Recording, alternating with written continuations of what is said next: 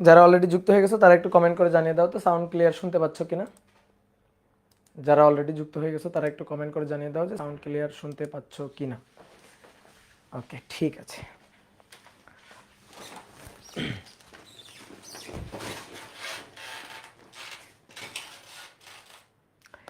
Dear student, সবাইকে শুভেচ্ছা জানাচ্ছি। আশা করি সবাই ভালো আছো, সবাই সুস্থ আছো। মহাকর্ষ অধ্যায়ের আজকে সপ্তম ক্লাস। তা আমরা গত ক্লাসে মহাকর্ষ বিভবের রাশিমালা পড়ছিলাম, বিন্দু ভরের জন্য মহাকর্ষ বিভবের রাশিমালা পড়ছিলাম। আশা করি ওই টপিকটা তোমরা বুঝছো।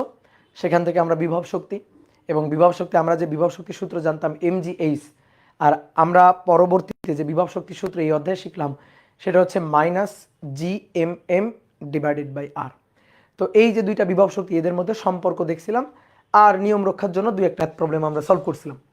তো আজকের ক্লাসে আমরা আরও খুব গুরুত্বপূর্ণ কিছু টপিক নিয়ে আলোচনা করব। আজকের ক্লাসে আমরা বিশেষ করে মুক্তিবেগ এই টপিকটা নিয়ে আলোচনা করব। ঠিক আছে, মুক্তিবেগ। কোনো একটা বস্তুকে যে বেগে ছুড়ে দিলে, ন্যূনতম যে বেগে ছুড়ে দিলে, সে আর পৃথিবীর মাধ্যাকর্ষণ ক্ষেত্রের মধ্যে ফিরে আসবে না, চিরতরে পৃথিবীর মাধ্যাকর্ষণ ক্ষেত্র ছেড়ে চলে যাবে। তো ন্যূনতম সেই বেগটাকে বলা হচ্ছে মুক্তিবেগ। ধরো তোমার কাউকে খুব বিরক্ত লাগে, তুমি চাইতেছো এ যদি পৃথিবীতে না থাকতো খুব ভালো হইতো। তো তুমি কি করবা, ওকে ধরে ন্যূনতম যে বেগে ছুঁড়ে মারলে ও আর পৃথিবীতে ফেরত আসবে না, পৃথিবীর মাধ্যাকর্ষণ ক্ষেত্রের বাইরে চিরতলে চলে যাবে। ন্যূনতম সেই বেগটাকে বলা হচ্ছে মুক্তিবেগ। তো পৃথিবী থেকে কত বেগে কোনো বস্তুকে ছুড়লে, সেটা কি 10 মিটার পার সেকেন্ড, সেটা কি 100 মিটার পার সেকেন্ড, না সেটা কি 1000 মিটার পার সেকেন্ড, কত বেগে একটা বস্তুকে পৃথিবীর পৃষ্ঠ থেকে ছুড়লে সে চিরতরে পৃথিবীর মাধ্যাকর্ষণ ক্ষেত্রের বাইরে চলে যাবে, আর ফিরে আসবে না, আমরা সেই ন্যূনতম বেগটা হিসাব করব। ঠিক আছে, পড়ালেখা ছুঁড়ে মারতে চাও, বাহ, গুড, ভেরি গুড। তাহলে আপাতত হেডিং লিখো মুক্তিবেগ। মুক্তিবেগ বা এসকেপ ভেলোসিটি।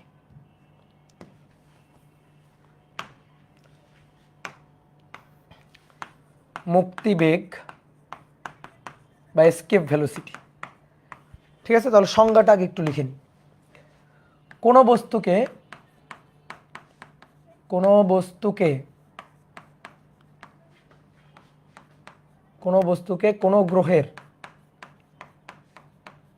কোনো গ্রহের পৃষ্ঠ হতে ন্যূনতম যে বেগে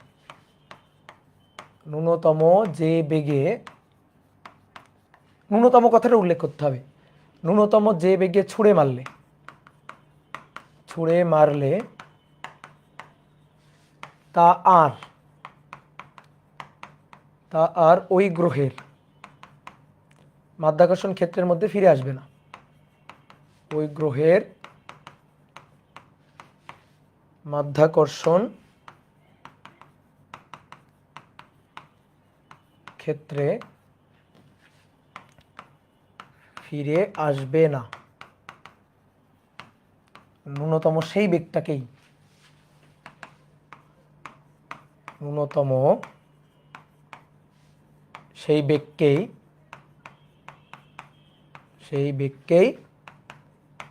মুক্তিবেগ বলে। এই যে এটা হচ্ছে মুক্তিবেগের সংজ্ঞা। কোন একটা বস্তুকে আমরা ন্যূনতম যে বেগে ছুঁড়ে মারবো আর পৃথিবীর মাধ্যাকর্ষণ ক্ষেত্রে বা গ্রহের মাধ্যাকর্ষণ ক্ষেত্রে আর ফিরে আসবে না, সেই বেগটা মুক্তিবেগ। তো চলো এবার আমরা মুক্তিবেগের রাশিমালাটা হিসাব করব। মনে করো এটা হচ্ছে গ্রহ, এটা হচ্ছে পৃথিবী। পৃথিবীর ভর m, পৃথিবীর ব্যাসার্ধ r। আমি এবার চাইতেছি পৃথিবীর পৃষ্ঠ থেকে একটা বস্তুকে নিক্ষেপ করব, সে মাধ্যাকর্ষণ ক্ষেত্রের বাইরে চলে যাবে। ধরো এটা হচ্ছে পৃথিবীর মাধ্যাকর্ষণ ক্ষেত্রের সীমা। তাহলে এর বাইরের যে দূরত্বটা সেটা আসলে অসীম দূরত্ব। মাধ্যাকর্ষণ ক্ষেত্রের বাইরের যে দূরত্বটা সেটা অসীম দূরত্ব। তাহলে আমরা এখান থেকে পৃষ্ঠ থেকে একটা বস্তুকে ছুঁড়ে মারবো, ধরো m ভরের একটা বস্তু। তো একে ছুঁড়ে মারলাম কত বেগে, v বেগে ছুঁড়ে মারলাম। দেখো চিন্তা করো, আমি v বেগে ছুঁড়ে মারলাম, বস্তুটা উপরের দিকে যাবে, পৃথিবী তাকে নিচের দিকে টানবে, তাই না? পৃথিবী বল দিয়ে তাকে নিচের দিকে টানতেছে। তাহলে পৃথিবীর মাধ্যাকর্ষণ বল কাজ করবে নিচের দিকে। এই বলটা যেহেতু নিচের দিকে কাজ করবে, বস্তু যেহেতু উপরের দিকে যাচ্ছে, সুতরাং মন্দন হবে, বেগের মানটা কমবে, এক সময় গিয়ে বেগের মানটা 0 হবে, তখন বস্তু আবার ভূপৃষ্ঠে ফেরত চলে যাবে। ঠিক আছে, কথা বুঝছো? তুমি যদি এই বেগের চেয়ে আরেকটু বেশি বেগে নিক্ষেপ করো, পূর্বের চেয়ে আরেকটু বেশি বেগে নিক্ষেপ করো, তাহলে কি হবে, এবার আরও বেশি উচ্চতায় উঠবে, এই পয়েন্টে আসবে, এসে বেগ 0 হবে, তারপর আবার নিচে ফিরে যাবে। তুমি যদি পূর্বের চেয়ে আরেকটু বেশি বেগে ছোড়ো, আর একটু বেশি বেগে ছুড়লে দেখো, খেয়াল করো ভালো করে, এইটা হচ্ছে মাধ্যাকর্ষণ ক্ষেত্রের সীমা, অসীম দূরত্ব। এই সীমাটা কোনো মতে মানে বর্ডারটা কোনো মতে পার হবে, এই যে পার হলো বর্ডারটা, পার হওয়ার পরে এই পয়েন্টে গিয়ে তার বেগটা 0 হলো, দেন আর ফিরতে পারবে না। কেন পারবে না? কারণ ক্ষেত্রের বাইরে গিয়ে, মাধ্যাকর্ষণ ক্ষেত্রের বাইরে গিয়ে বেগটা শূন্য হয়েছে। তাহলে বাইরে গিয়ে বেগটা শূন্য হয়ে গেলে ওইখানে তো আর কোনো বল নাই, তাহলে এই পয়েন্টে গিয়ে বেগটা শূন্য হইলে আর তো এই পৃথিবী তাকে টানবে না, তাহলে তখন আর পৃথিবীর মাধ্যাকর্ষণ ক্ষেত্রের মধ্যে ফিরে আসবে না, তাহলে ক্ষেত্রের বাইরে চিরতলে চলে যাবে। তাহলে যে বেগে ছুড়লে, ন্যূনতম যে বেগে ছুড়লে, দেখো বেগের মানটা বাড়াইতে বাড়াইতে বাড়াইতে বাড়াইতে ন্যূনতম যে বেগে ছুড়লে এই ঘটনা ঘটবে, সেটা হচ্ছে মুক্তিবেগ।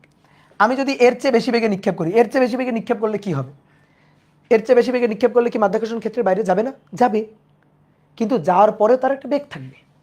এর চেয়ে যদি বেশি বেগে, ধরো মুক্তিবেগ যেটা হবে, তার চেয়ে যদি বেশি বেগে নিক্ষেপ করি, তাহলে মাধ্যাকর্ষণ ক্ষেত্রে বাইরে যাওয়ার পরে, অর্থাৎ অসীমে যাওয়ার পরে তার একটা বেগ থাকবে এবং ওই বেগ নিয়ে সে আজীবন চলতে থাকবে। আমি চাই যে মাধ্যাকর্ষণ ক্ষেত্রটা জাস্ট পার হবে, কারণ আমার দরকার জাস্ট ওকে বর্ডার পার করে দেওয়া। বর্ডার পার করে দেওয়ার পরে ওর দৌড়াদৌড়ি আছে কিনা ওইটা আমার জানার দরকার নেই। আমি জাস্ট ভাই এমন বেগে নিক্ষেপ করব, তুমি খালি বর্ডারের ওই পাশে যে পড়বা, এমন বেগে ছুড়ে দিব যাতে মাধ্যাকর্ষণ ক্ষেত্রের ওই পাশে জাস্ট বর্ডার লাইনটা পার হবে, এরপরে আর কোনো বেগ থাকার আমার দরকার নেই।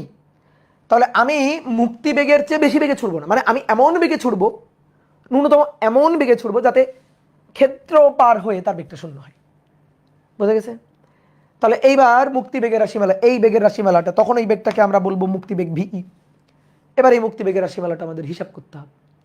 কিভাবে হিসাব করতে পারি? আমরা 2-3 ভাবে হিসাব করতে পারি। তো আমরা কাজ ক্ষমতা শক্তি অধ্যায় পড়ছি। কাজ ক্ষমতা শক্তি অধ্যায় তুমি একটা কনসেপ্ট পড়ছো, কাজ শক্তি উপপাদ্য, কৃত কাজ গতিশক্তির পরিবর্তনের সমান। তা আমরা কাজ শক্তি উপপাদ্যটা অ্যাপ্লাই করে এখান থেকে মুক্তিবেগটা বের করব। একটা বস্তুকে এম ভরে একটা বস্তুকে ভিই বেগে ছুড়লাম, এর বেগটা মাধ্যাকর্ষণ ক্ষেত্রের বাইরে গিয়ে বেগটা 0 হলো। বেগটা কেন 0 হলো? বেগটা কমলো কেন? কারণ পৃথিবী তাকে টানছে নিচের দিকে। এই যে টান বলটা, পৃথিবীর যে টান বল, মহাকর্ষ যে বলটা, বলো এই মহাকর্ষ বলটা এটা পরিবর্তনশীল বল না ধ্রুব বল? বলো তো, বলো পরিবর্তনশীল বল না ধ্রুব বল? অবশ্যই পরিবর্তনশীল বল। তাহলে যেদিকে আমি ছুটছি, যেদিকে গতি দিয়ে ছুটছি, তার বিপরীত দিকে বল কাজ করছে, সুতরাং বেগ কমবে, মন্দন হবে, মন্দন হয়ে মাধ্যাকর্ষণ ক্ষেত্রের বাইরে গিয়ে বেগটা 0 হবে। তাহলে আদি বেগ শেষ বেগ, আদি বেগ শেষ বেগ, আদি বেগ ভি এর জন্য আদি গতিশক্তি হাফ mv², শেষ বেগ 0, তাহলে শেষ গতিশক্তি 0। গতিশক্তির পরিবর্তন কৃত কাজ, এইখানে যতগুলো বল দ্বারা কাজ হবে, এই পথের মাঝখানে যতগুলো বল দ্বারা কাজ হবে সবগুলো বল দ্বারা কৃত কাজের সমষ্টি। আপাতত ধরে নাও কোনো এয়ার রেজিস্ট্যান্স ফোর্স নেই বা বাতাসের বাধা অতি নগণ্য। তাহলে বাতাসের বাধা অতি নগণ্য বা এয়ার রেজিস্ট্যান্স কোনো ফোর্স যদি আমরা চিন্তা না করি, তাহলে একটা মাত্র বলই আমরা পাচ্ছি, সেটা হচ্ছে পৃথিবীর মাধ্যাকর্ষণ বল, পৃথিবীর টান বল, মহাকর্ষ বল। এই মহাকর্ষ বলটা বস্তুটা যেদিকে গেছে তার বিপরীতে, বস্তুটা পৃথিবীর পৃষ্ঠ থেকে, ভালো করে বুঝবা, পৃথিবীর পৃষ্ঠ মানে কেন্দ্র থেকে দূরত্ব কত আর, এবার তারপরে গেছে কোথায়? অসীমে, তাহলে লিমিট এটা r টু ইনফিনিটি, এটা হচ্ছে সরণের ডিরেকশন। তাহলে এই বলের জন্য আমরা কৃত কাজ বের করব, সরণ হবে r থেকে ইনফিনিটি। তাহলে আমরা একটা কাজ করি, এই যে এখান থেকে যে ছুঁড়ে দিছি না, তাহলে ছুঁড়ে দেওয়া গতির দিকে আমরা একটা ক্ষুদ্র সরণ চিন্তা করি, যে ক্ষুদ্র সরণ এটা হচ্ছে dr, এই যে ক্ষুদ্র একটু সরণ এটা হচ্ছে dr। তাহলে এবার আসো, কৃত কাজ গতিশক্তির পরিবর্তনের সমান। সবাই একটু বোর্ডে তাকাও, দেখো কৃত কাজ summation of work equal to ডেলিকে কি? কাজ শক্তি উপপাদ্য, কাজ শক্তি উপপাদ্য খাটিয়ে পাই কৃত কাজের সামেশন, যতগুলো বল দ্বারা কাজ হবে, এখানে একটা বল মহাকর্ষ বল, মহাকর্ষ বল দ্বারা কাজ, সেটা গতিশক্তির পরিবর্তনের সমান। এইবার এই যে কৃত কাজটা, ভাই এই কৃত কাজটা তো পরিবর্তনশীল বল দ্বারা কাজ। তাকাও, এফ ডিআর, তাহলে ইন্টিগ্রেশন করতে হবে অবশ্যই, এফ ডি আর মধ্যবর্তী কোণ, দেখো এফ নিচের দিকে, ডি আর আর থেকে ইনফিনিটি সরণ উপরের দিকে, তাহলে ক্ষুদ্র একটা সরণ মাঝে ডি আর, বল যেদিকে সরণ তার বিপরীতে, তাহলে বল ও সরণের মধ্যবর্তী কোণ cos 180 degree. Limit R to infinity, limit R থেকে ইনফিনিটি। ডেল ই কে গতিশক্তির পরিবর্তন, শেষ বেগ 0, আদি বেগ ভিই, তাহলে গতিশক্তির পরিবর্তন হাফ এম শেষ বেগ 0 স্কোয়ার মাইনাস ভিই স্কোয়ার। বোঝা গেছে? কজ 180 কি? কজ 180 হচ্ছে মাইনাস মাইনাস এফ মহাকর্ষ বল, পৃথিবী এবং এই যে বস্তুটা তার মধ্যকার মহাকর্ষ বল। সবাই একটু লেখা থামাবে এবার। তাহলে জি পৃথিবীর ভর, বড় হাতের এম মানে গ্রহের ভর, ছোট হাতের এম বস্তুর ভর, R square G M M by R square into D R, limit R to infinity.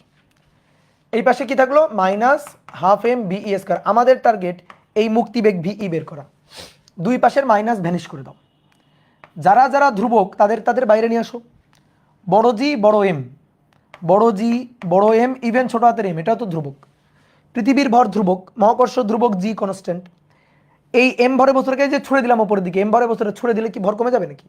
তো ছুড়ে দিলে ভরটা একই থাকবে। তাহলে জি এম এম বাইরে গেল। এইবার দেখো R to the power minus two D R, এই ইন্টিগ্রেশন জীবনে বহুতবার করছি। গত ক্লাসে কতবার ইন্টিগ্রেশনটা করছিলাম, R to the power minus two D R. তাহলে এটা হচ্ছে R to the power minus two plus one, নিচে মাইনাস টু প্লাস ওয়ান, তাহলে minus one divided by R. ঠিক আছে? তাহলে এইটা হচ্ছে minus one divided by R,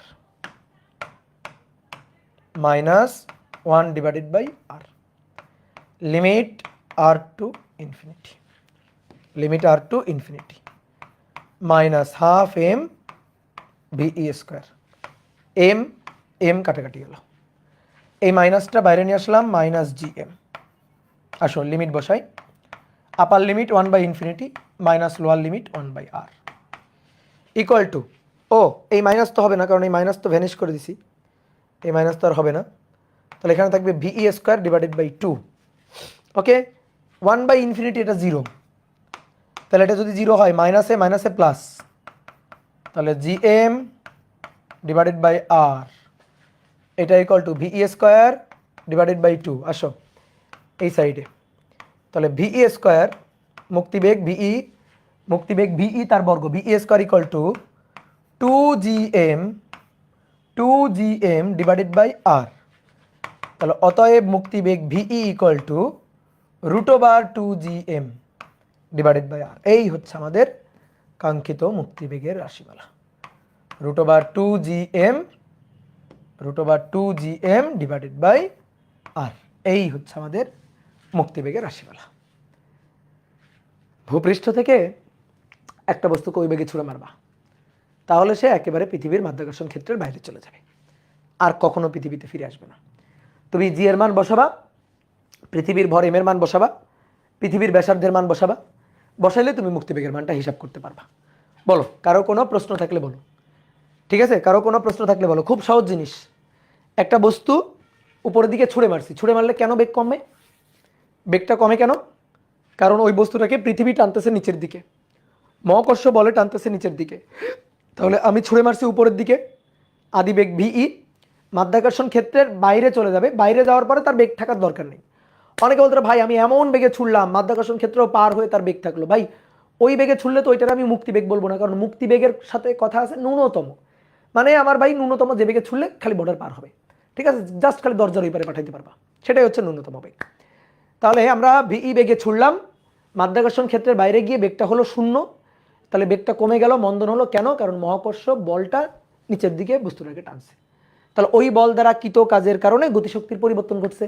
তাহলে ওই বলটা পরিবর্তনশীল বল, পরিবর্তনশীল বল দ্বারা কৃত কাজ বের করলাম, ভূপৃষ্ঠ থেকে অসীমে পাঠাইতে, আর থেকে ইনফিনিটিতে পাঠাইতে কৃত কাজটা বের করলাম, মহাকর্ষ বলের জন্য কাজটা বের করলাম, আর এই পাশে গতিশক্তির পরিবর্তন নিলাম, দেন সেখান থেকে আমরা মুক্তিবেগ ভিইটা বের করলাম। ঠিক আছে ভাই, এই ক্ষেত্রে ইপি কনস্ট্যান্ট থাকতে হয় না কেন? ইপি কনস্ট্যান্ট থাকতে হবে কেন? ইপিটা কেন কনস্ট্যান্ট থাকতে হবে? এই যে কৃত কাজটা এফ ডিআর কজ 180 ডিগ্রি, এই কৃত কাজটাই তো মনে করো যে আর থেকে অসীমে যাইতে, এটাই তো আসলে গতিশক্তির পরিবর্তন। উপপাদ্য অনুসারে, কি উপপাদ্য? কৃত কাজ, এই কৃত কাজ গতিশক্তির পরিবর্তন। ওকে, আরেকজন কি একটা যেন কমেন্ট করতেছিল, বড় একটা কমেন্ট দেখি।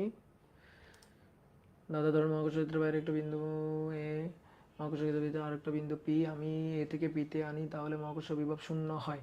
কিন্তু ধরেন মহাকর্ষ ক্ষেত্রের ভিতরে পরিধির দিকে একটি বিন্দু এম, যদি কিন্তু এ থেকে আনা বস্তু যখন মহাকর্ষের ভেতরে এম বিন্দু হতে পি বিন্দুতে নিব, তখন মহাকর্ষ ক্ষেত্রের ভিতরে তো কাজ করতে হয়, এক্সটার্নাল ঘরে পি বিন্দু বিভব করতে হবে। কি বুঝি নাই আব্দুল্লাহ আল তামিম, তোমার প্রশ্ন বুঝি নাই, তোমার প্রশ্ন বুঝতে পারি নাই। ঠিক আছে, বিশাল বড় প্রশ্ন, ছোট করে করো। ঠিক আছে, ছোট করে প্রশ্ন করো, এত বড় প্রশ্ন বোঝা যায় না। এইবার শোনো, মুক্তিবেগের সূত্র আমরা পাইলাম একটা খুব সুন্দর সূত্র। এবার এই মুক্তিবেগের এই রাশিমালাটা আমরা আবার বের করব। ঠিক আছে, আবার আমরা মুক্তিবেগের রাশিমালা বের করব। এইবার দেখো, জ্ঞানের দরজা খুলে যাবে। অর মুক্তিবেগের রাশিমালা, আবার মুক্তিবেগের রাশিমালা, মুক্তিবেগের রাশিমালাটা আমরা আবার হিসাব নিকাশ করব। ওকে, এবার আমরা কিভাবে হিসাব করব? এবার আমরা শক্তির সংরক্ষণশীলতা খাটাবো। এটাই সুন্দর একটা প্রসেস। আমাদের এই অধ্যায়ের একটা মোটো কি জানো? No integration. তোমার এই বিভবের হিসাব করা, একটু আগে মুক্তিবেগের হিসাব করা, এই হিসাবগুলো করতে গিয়ে যখন আর কি ওই যে মহাকর্ষ বলের জন্য কৃত কাজ বের করতেছি, আমাদের ভাই ইন্টিগ্রেশন করা লাগতেছে। কেন? কারণ মহাকর্ষ বল পরিবর্তনশীল বল, ইন্টিগ্রেশন করা লাগবে। আমি চাই এই অধ্যায়ের আমি এইবার সামনে যত ডেরিভেশন করব, আমি এই অধ্যায়ে সামনে যত ম্যাথ প্রবলেম সলভ করব, আমি ভাই কোনো ম্যাথ প্রবলেম, কোনো ডেরিভেশন আর ইন্টিগ্রেশন দিয়ে করতে চাই না। তাহলে আমাদের মোটো লাইন হচ্ছে নো ইন্টিগ্রেশন। তুমি দেখবা বইয়ে, টেস্ট পেপারে, গাইডে, কোশ্চেন ব্যাংকে, বিভিন্ন জায়গায় এই অধ্যায়ের যে ম্যাথগুলো আছে, এই ম্যাথগুলো বিশাল বিশাল বড় বড় ইন্টিগ্রেশন দিয়ে করা আছে। ঠিক আছে, তুমি বই খুলে দেখো, বড় বড় ইন্টিগ্রেশন দিয়ে। সেই ম্যাথগুলো আমরা জাস্ট টুড়ি দিয়ে সলভ করে ফেলবো, কোনো ইন্টিগ্রেশন করা লাগবে না। তো দেখো, মুক্তিবেগের রাশিমালা বের করবো, কোনো ইন্টিগ্রেশন লাগবে না, আমরা শক্তির সংরক্ষণশীলতা দিয়ে হিসাব করব। কি দিয়ে? শক্তির সংরক্ষণশীলতা, সংরক্ষণশীলতা এইটা দিয়ে হিসাব নিকাশ করব। দেখো, পৃথিবী তার ভর এম, ব্যাসার্ধ আর, এইটা মাধ্যাকর্ষণ ক্ষেত্রের সীমা, এর বাইরের দূরত্বটা অসীম। কোনো বস্তু যার ভর এম, তাকে আমরা মুক্তিবেগে ছুড়ে দিব। এই যে ছুড়ে দিলাম, মাধ্যাকর্ষণ ক্ষেত্রের বাইরে গিয়ে ওই বস্তুটার বেগ হবে 0। এই যে মাধ্যাকর্ষণ ক্ষেত্রের বাইরে বর্ডার পার হয়ে বেগ হলো 0। ভূপৃষ্ঠ থেকে ছুটছি, ভূপৃষ্ঠটাকে আমরা ধরো এ বিন্দু বললাম, বস্তুটা ক্ষেত্রের বাইরে অসীমে পৌঁছায় গেছে, সেটা হচ্ছে বি বিন্দু। আদি বেগ ভিই, শেষ বেগ v0। আমরা এবার ভাই শক্তির সংরক্ষণশীলতা এখানে খাটাবো। কি খাটাবো? শক্তির সংরক্ষণশীলতা। যান্ত্রিক শক্তির নিত্যতা হচ্ছে আদিতে বিভব শক্তি গতিশক্তির যোগফল, এই পয়েন্টে বিভব শক্তি গতিশক্তির যোগফল, শেষ বি বিন্দু মানে অসীম, এই অসীম বিন্দুতে বিভব শক্তি গতিশক্তির যোগফলের সমান হবে। তাহলে সবাই এবার লেখা বাদ দাও, তুমি এবার আমাকে বলো কোন বিন্দুতে বিভব শক্তি গতিশক্তি কেমন। আসো প্রথমে এ বিন্দু, এ বিন্দুতে বলো গতিশক্তি আছে কিনা, বলো চিন্তা করে। বস্তুর ভর এম, বেগ ভিই, তাহলে গতিশক্তি এ বিন্দুতে গতিশক্তি আছে অবশ্যই, ½ mv² ডান। এ বিন্দুতে বিভব শক্তি আছে কিনা? ইয়েস আছে। অনেকে বলে ভাই এ বিন্দুতে বিভব শক্তি 0, এই যে অনেকে বলতেছে বিভব শক্তি 0। বিভব শক্তি যারা বলতেছো 0, তারা গত ক্লাস খুব মনোযোগ দিয়ে কিন্তু করনি। বিভব শক্তি 0 ভূপৃষ্ঠের সাপেক্ষে, আমরা মাধ্যাকর্ষণ ক্ষেত্রের মধ্যে চিন্তা করব, তখন কেন্দ্র থেকে দূরত্ব বিবেচনা করে বিভব শক্তি বলো। মহাকর্ষ ক্ষেত্রের বিভব শক্তি বলো, ভূপৃষ্ঠের সাপেক্ষে না, মহাকর্ষ ক্ষেত্রীয় বিভব শক্তি। ঠিক আছে, তাহলে এর কেন্দ্র থেকে, এই ভরের কেন্দ্র থেকে এই বস্তুর দূরত্ব হচ্ছে ব্যাসার্ধ আর, তাহলে -g বড় এম ছোট এম ডিভাইডেড বাই কেন্দ্র থেকে বস্তুটা যেখানে আছে তার দূরত্ব। বোঝা গেল? এই হচ্ছে বিভব শক্তি। mgh লিখতেছে একজন, একজন বলছে gmm/r²। ওরে বাপরে, r² কেন? r² কেন হবে? বোঝা গেছে? তাহলে এই হচ্ছে বিভব শক্তি। ক্লিয়ার? এইবার আসো বি বিন্দুতে, এই যে বি বিন্দু, বি বিন্দুতে গতিশক্তি, বেগ নাই। গতিশক্তি হাফ এম ভি স্কোয়ার, বেগ নাই, গতিশক্তি 0। বিভব শক্তি, বিভব শক্তি হচ্ছে মাইনাস জি। পৃথিবীর ভর বড় এম, বস্তুর যে ভরটা সেটা ছোট হাতের এম। কেন্দ্র থেকে ওই পয়েন্টের দূরত্ব, অসীম দূরত্ব ভাই, ইনফিনিটি। কোনো কিছুকে ইনফিনিটি দিয়ে ভাগ করলে কত হয়? 0। শক্তির সংরক্ষণশীলতা খাটাইলাম। মুক্তিবেগের রাশিমালা একটু আগে কত কষ্ট করে বের করছি দেখো তো। Half M V E square equal to, এইটারে ওই পাশে পাঠিয়ে দিলাম, জি বড় এম ছোট M divided by R, M M কাটা। তাহলে V E square to G M divided by R, তাহলে অতএব V E equal to √2gm/r, √2gm divided by R. এই হচ্ছে আমাদের মুক্তিবেগের রাশিমালা। বলো বুঝছো? ক্লিয়ার? দেখো চলে আসছে। ইন্টিগ্রেশন লাগছে? লাগে নাই। এই প্রসেসটা মাথায় রাখবা, শক্তির সংরক্ষণশীলতা, এই প্রসেসটা মাথায় রাখবা। আমরা এভাবে ম্যাথ করব। বোর্ড বইতে কিন্তু এই জিনিস খুঁজে পাবা না। বোর্ড বই, guide, test paper, question bank বিভিন্ন জায়গায় দেখবা সব বড় বড় করে ইন্টিগ্রেশন করে দিয়ে রাখছে। আমরা দেখো অনেক ম্যাথ করে ফেলবো, যেখানে ইন্টিগ্রেশন দিয়ে ওরা করছে আমরা ওখানে ইন্টিগ্রেশন দিয়ে করবো না, সহজে করে ফেলবো। এইবার মুক্তিবেগের রাশিমালা বের করা তোমার আরেকটা প্রসিডিউর আমরা শিখাবো, এবং এটা খুব মজার একটা জিনিস। অর মুক্তিবেগের রাশিমালা, মুক্তিবেগের রাশিমালা। এইবার আমরা মুক্তিবেগের রাশিমালা বের করব শক্তি ঋণাত্মক কনসেপ্ট দিয়ে। শক্তি ঋণাত্মক এর কনসেপ্ট দিয়ে, এর কনসেপ্ট দিয়ে মুক্তিবেগের রাশিমালা বের করব। দেখো এইটা খুব মজার জিনিস। পৃথিবী ভর এম, তার ব্যাসার্ধ আর। পৃথিবী পৃষ্ঠে এম ভরের একটা বস্তু আছে, এটা মাধ্যাকর্ষণ ক্ষেত্রের সীমা, তার বাইরের দূরত্ব অসীম।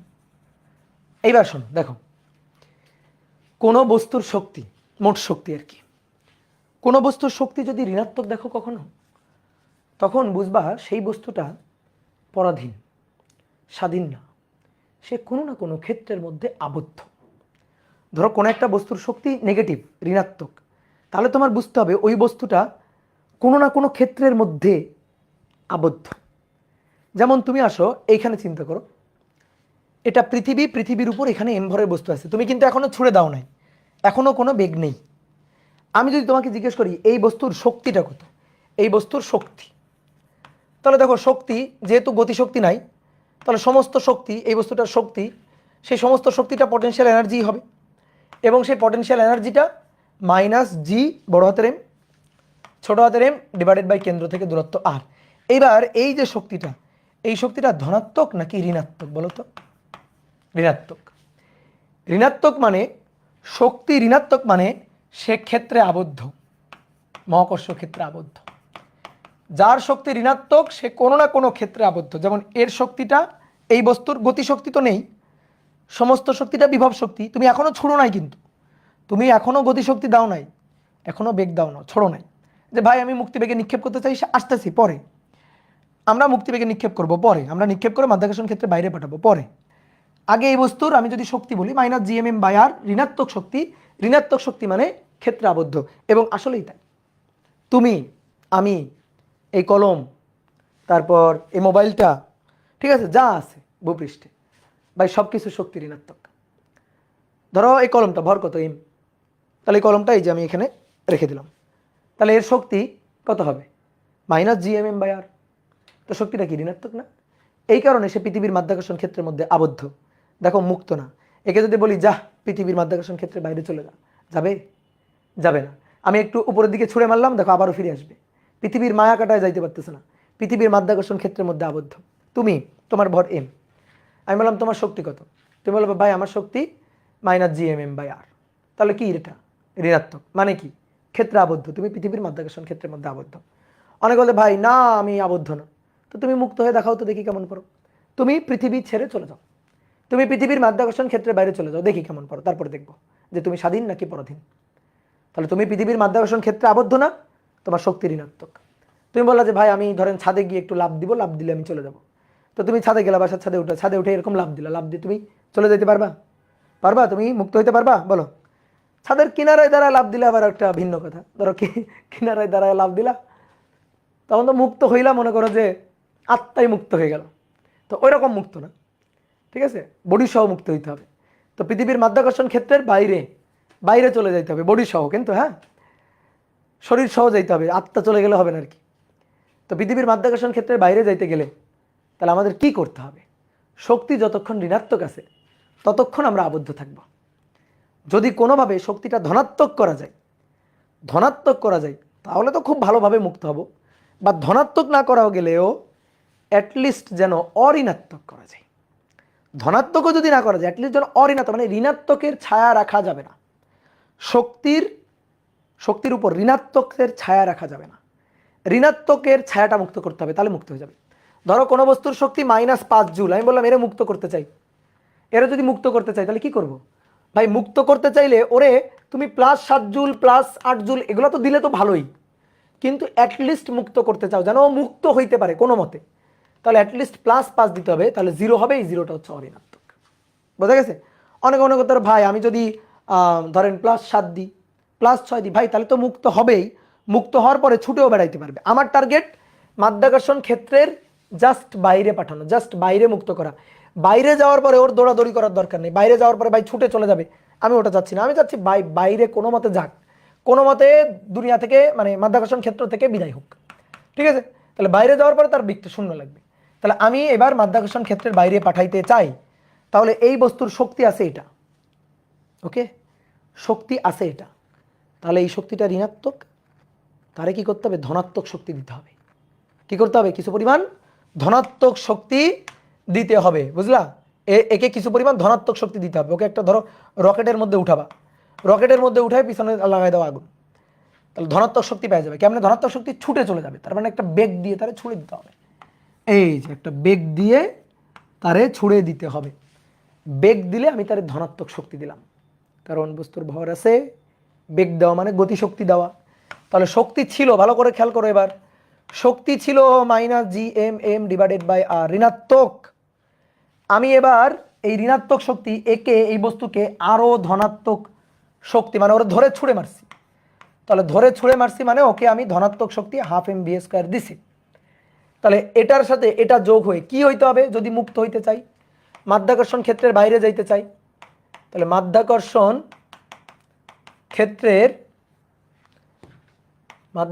ক্ষেত্রের বাইরে যেতে গেলে, বাইরে যেতে হলে তার শক্তি যেটা আছে ঋণাত্মক, তার সাথে গতিশক্তি 12 mv² যোগ হয়ে তাকে বেগ দিছি, গতিশক্তি দিছি, 0 হইতে হবে অ্যাটলিস্ট, তাহলে সে মুক্ত হয়ে যাবে।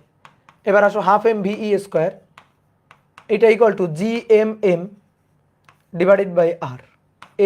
m কাটাকাটি, অতএব VE equal to VE² equal to 2gm/r, অতএব VE ইকুয়াল টু √2gm/r। এই হচ্ছে আমাদের মুক্তিবেগের রাশিমালা। তাহলে তিনটা ভাবে প্রমাণ করে দেখালাম, বুঝা গেছে?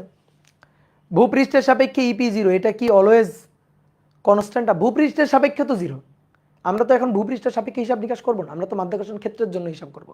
এই কারণে আমাদের এই অধ্যায় দেখবো যত বিভব শক্তি সব -gmm/r দিয়ে লিখবো, ঠিক আছে? আমরা তো গত ক্লাসে বিভব শক্তি বুঝাইছি যে কোনটা mgh আর কোনটা gmm/r। mgh আমি এখানে কাটাবোই না, মাধ্যাকর্ষণ ধরো অনেক উচ্চতায় বাড়াই দিচ্ছি, তাহলে mgh আর থাকবে? mgh প্রযোজ্য কখন? ভূপৃষ্ঠ থেকে সামান্য উচ্চতার জন্য প্রযোজ্য। বা 0 হলে তো বর্ডারে থাকবে, ওই তো কোনো মতে বর্ডার পার হবে, জাস্ট কোনো মতে বর্ডার পার হবে, বুঝছো? ঠিক আছে, কোনো মতে বর্ডার পার হবে হেলিকপ্টারে করে, কোনো মতে বর্ডার পার হয়ে ওই পাশে যাবে। বুঝতে পারছো কি বলছি? বুঝতে পারছো? হ্যাঁ ওকে, তাহলে VE ইকুয়াল টু √2gm/r।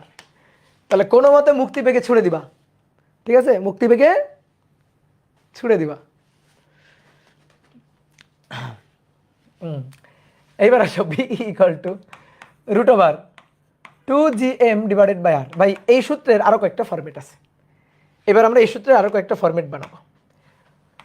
পৃথিবী ভূপৃষ্ঠে ভূপৃষ্ঠে অভিকর্ষ ত্বরণ, পৃথিবীর ব্যাসার্ধ আর, ভর এম, ভূপৃষ্ঠে অভিকর্ষ ত্বরণ জি ইকুয়াল টু আমরা জানি G M by R square. যেখানেই দেখবা বড় জি বড় এম, দেখো তোমার একটা শর্টকাট কথা কইয়া দিই, যেখানেই দেখবা বড় জি বড় এম সেখানেই ছোট জি আর স্কোয়ার বসাই দিবা, জি এম এর পরিবর্তে ছোট জি আর স্কোয়ার। তাহলে এবার দেখো মুক্তিবেগের আরও একটা সূত্র আমরা এখান থেকে পেয়ে যাব, root over two G M এর জায়গায় জি আর square divided by R, R square R কাটাকাটি করলে অতএব মুক্তিবেগ V equal to root over two G R, ঠিক আছে, টু জি আর। এই যে মুক্তিবেগের আরও একটা সূত্র। ওকে, এইবার দেখো খেয়াল করো মুক্তিবেগের আরও একটা সূত্র, V E equal to root over two G M divided by R, root over two G M, M equal to rho V, rho V, rho হচ্ছে পৃথিবীর ঘনত্ব, আমরা পৃথিবীকে গড় ঘনত্বের একটা গোলক চিন্তা করি, ভি হচ্ছে তার আয়তন, এটা হচ্ছে আর। তাহলে root over two G rho V গোলক 4/3 pi R cube divided by R, উপরে আর কিউব নিচে আর, তাহলে আর স্কোয়ার, আর স্কোয়ারের রুট আর কিউব আর, আর স্কোয়ার, আর স্কোয়ারের রুট করলে আর, এই যে আর কে বাইরে নিয়ে আসলাম, 4 দুগুণে 8/3 জি রো পাই। তাহলে ভাই মুক্তিবেগের এই আরও একটা সূত্র, মুক্তিবেগের এই আরও একটা সূত্র, V E equal to R root over 8/3 G rho pi, V E equal to R root over 8/3 G rho pi. তাহলে এই আর একটা সূত্র। এবার তোমাকে এই অধ্যায়ের যখন প্রথম ক্লাস নিই তখন তোমার একটা জায়গায় একেবারে প্যাচ লাগাই দিয়েছিলাম, তোমার বলছিলাম এবার প্যাচ খোলো, জট খোলো, তো তুমি জট খুলছিলা, ঠিক আছে, আমরা খুলছিলাম, তো তোমাকে আবারও আমি সেই জিনিসটা বলতেছি, ঠিক আছে। দেখো V E equal to root over two G R, V E equal to root over two G M divided by R, আর V E equal to R root over 8/3 G rho pi. মুক্তিবেগের সাথে আর এর সম্পর্ক বর্গমূলের সমানুপাতিক, মুক্তিবেগের সাথে আর এর সম্পর্ক বর্গমূলের ব্যস্তানুপাতিক, মুক্তিবেগের সাথে আর এর সম্পর্ক রে ভাই সমানুপাতিক। কোনটা ঠিক, কাহিনীটা কি, ঠিক আছে, কোনটা ঠিক, কাহিনী কি? এই যে তিনটা দেখতেছি ভাই, তিনটার মধ্যে কোনটা ঠিক? এইবার বলো কোনটা ঠিক, কোনটা ঠিক বলো, এবং কোনটা কখন ঠিক? ইয়েস, সবই ঠিক। এবার বুঝতে হবে যে কোনটা কখন ঠিক। শোনো, এইটা দিয়ে আমরা কোনো সম্পর্ক বলবো না, কেন? কারণ এখানে দুটোই চলক, কেউ ধ্রুবক না। V E equal to root over two G R না, জি এবং আর, ভাই এটা দুটোই চলক। আর চলক, হ্যাঁ অবশ্যই। পৃথিবীর কথা চিন্তা করো, পৃথিবীর সব স্থানে ব্যাসার্ধের মান সমান না, আর সব স্থানে যদি ব্যাসার্ধের মান সমান না হয় তাহলে সেই পয়েন্টে ধরো ভূপৃষ্ঠে জি এর মান যা, হিমালয়ের চূড়ায় কি জি এর মান তাই তো না, তাই না? তাহলে জি এবং আর এই দুটোই চলক। যদি আমি তোমার বলি জি কনস্ট্যান্ট, তাহলে আর এর সাথে বর্গমূলের সমানুপাতিক বলতে পারো, আর যদি বলি আর কনস্ট্যান্ট তাহলে জি এর সাথে বর্গমূলের সমানুপাতিক বলতে পারো। বাট এই দুইটার কোনোটাই কিন্তু কনস্ট্যান্ট না, এই কারণে এটা দিয়ে আমরা সম্পর্ক বলবো না, এটা দিয়ে আমরা সম্পর্ক বলতে চাই না। বাট এইখানে আসো, মনে করো আমি তোমার প্রশ্ন জিজ্ঞেস করলাম ফিক্সড একটা গ্রহের, আমি তোমার কোশ্চেন জিজ্ঞেস করলাম যে পৃথিবীর গ্রহ ফিক্সড, গ্রহ ফিক্সড, গ্রহ ফিক্সড করে দিয়ে বললাম যে মুক্তিবেগের সাথে ব্যাসার্ধের সম্পর্ক, মুক্তিবেগের সাথে ব্যাসার্ধের সম্পর্ক, ব্যাসার্ধের সম্পর্ক কি? এই যে ভাই, তখন এটা গ্রহ যদি ফিক্সড হয়, দেখো V E equal to root over two G M by R, গ্রহ ফিক্সড হলে এমটা কনস্ট্যান্ট, গ্রহ যদি ফিক্সড হয় এম কনস্ট্যান্ট থাকবে, আর এম যদি কনস্ট্যান্ট, টু জি তো এমনি কনস্ট্যান্ট, এম কনস্ট্যান্ট থাকে তখন ভিই এর সাথে আর এর সম্পর্ক হবে বর্গমূলের ব্যস্তানুপাতিক। তাহলে তুমি বলো ভূপৃষ্ঠ থেকে কোনো বস্তুকে ছুড়লে মুক্তিবেগ বেশি নাকি বুর্জ খলিফার উপরে উঠে কোনো বস্তুকে ছুড়লে মুক্তিবেগের মান বেশি? বলো বলো, ভূপৃষ্ঠ থেকে ছুড়লে মুক্তিবেগ বেশি না বুর্জ খলিফার উপরে উঠে ছুড়লে মুক্তিবেগ বেশি? ভূপৃষ্ঠ থেকে ছুড়লে মুক্তিবেগ লাগবে বেশি, আর বুর্জ খলিফার উপরে, বুর্জ খলিফা অনেক উচ্চতায় আছে, তার উপরে উঠে ছুড়বা মুক্তিবেগ একটু কম লাগবে। কেন? কেন ভাই? ভূপৃষ্ঠ থেকে কেউ একজন ছুটতেছে, ধরো পাদদেশে, বুর্জ খলিফার পাদদেশে মানে ভূপৃষ্ঠ, সেখান থেকে ছুটতেছো, আর তুমি অলরেডি লিফটে করে বুর্জ খলিফার উপরে উঠে গেছো, সেইখান থেকে ছুটতেছো। তো স্বাভাবিক অসীমে পাঠানোর জন্য কোথা থেকে কম বেগে ছুটলে হবে? তুমি যেহেতু বুর্জ খলিফা বেয়ে উপরে উঠে আসছো, ওখান থেকে একটু কম বেগে ছুটবা, আর ভূপৃষ্ঠ থেকে বেশি বেগে ছুটতে হবে। বোঝা গেছে? তাহলে ভূপৃষ্ঠের সাপেক্ষে মুক্তিবেগ বেশি, তাই বলা হচ্ছে যে আর যেখানে কম সেখানে মুক্তিবেগের মানটা বেশি, আর যেখানে বেশি সেখানে মুক্তিবেগের মানটা কম। তো পাহাড়ের চূড়ায় বুর্জ খলিফার উপরে আর এর মান বেশি হয়ে গেল না? তাহলে সেখানে মুক্তিবেগের মান কমই হবে। তাহলে যদি বলি ভূপৃষ্ঠে মুক্তিবেগ, ভালো করে বুঝো, ম্যাথ করতে কিন্তু লাগবে এগুলা। ভূপৃষ্ঠে মুক্তিবেগ যদি হয় তাহলে ভিই হবে √2gm/r। আর যদি ভূপৃষ্ঠ থেকে এই উচ্চতায় মুক্তিবেগ বলি, ধরো পাহাড়ের উচ্চতায় থেকে মুক্তিবেগ, বুর্জ খলিফার উপর থেকে মুক্তিবেগ, এই উচ্চতায় মুক্তিবেগ, এই উচ্চতায় থেকে মুক্তিবেগ বলি, তাহলে এটা হবে √2gm/r প্লাস আবার এইচ। কেন আর প্লাস এইচ কেন হবে? এই যে এটা আর, তারপর আবার এইচ, তুমি এইখান থেকে বস্তুকে ছুটতেছো, এইখান থেকে বস্তুকে ছুটতেছো, এইখান থেকে মুক্তিবেগ, তাহলে কেন্দ্র থেকে দূরত্ব আর প্লাস এইচ। ঠিক আছে, এইবার আসো, তাহলে ভাই এটা কখন, এটা কখন? এটা হচ্ছে ভিন্ন ভিন্ন গ্রহ, মনে আছে? ভিন্ন ভিন্ন গ্রহ, গ্রহ হলে, যদি গ্রহ আলাদা আলাদা হয়, আমি যদি বলি এই বলো পৃথিবী এবং মঙ্গল কার গ্রহের পৃষ্ঠ থেকে মুক্তিবেগ বেশি, পৃথিবী এবং বৃহস্পতি কার গ্রহের পৃষ্ঠ থেকে মুক্তিবেগ বেশি, এইটা যদি প্রশ্ন করি, তাহলে দেখো ভিই ইকুয়াল টু, যেহেতু আর √8/3 জি রো পাই, পাই কনস্ট্যান্ট, জি কনস্ট্যান্ট, 8 কনস্ট্যান্ট, 3 কনস্ট্যান্ট, আর এবং রোটা ভিন্ন ভিন্ন গ্রহের জন্য ভিন্ন ভিন্ন ব্যাসার্ধ, আর ভিন্ন ভিন্ন ভিন্ন ভিন্ন গ্রহের জন্য ভিন্ন ভিন্ন ঘনত্ব, তাহলে ভিই সমানুপাতিক আর ইন্টু √r।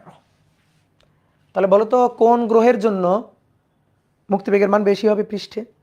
যে গ্রহের ব্যাসার্ধের মান এবং ঘনত্বের বর্গমূলের মানটা বেশি। তুমি সবগুলো গ্রহের ব্যাসার্ধ এবং তার ঘনত্বের বর্গমূলের মান গুণ করবা, গুণ করে যার মানটা বেশি পাবা তার জন্য মুক্তিবেগের, তার পৃষ্ঠ থেকে মুক্তিবেগটা বেশি হবে। ঠিক আছে, আর শুধু আর বেশি বললে হবে না, রো কনস্ট্যান্ট হলে, রো যদি কনস্ট্যান্ট হয় দেন ভিই হচ্ছে আর এর সমানুপাতিক, আর যদি কনস্ট্যান্ট থাকে, আর যদি কনস্ট্যান্ট থাকে তাহলে ভিই হচ্ছে রো এর বর্গমূলের সমানুপাতিক। ঠিক আছে, এটা আর এর সমানুপাতিক, এটা রো এর বর্গমূলের সমানুপাতিক। তাহলে কাহিনীগুলো বোঝা গেছে? ওকে, এবার আসো তো মুক্তিবেগ হিসাব করি। পৃথিবীর ভর 6 × 10⁻24 কেজি, পৃথিবীর ব্যাসার্ধ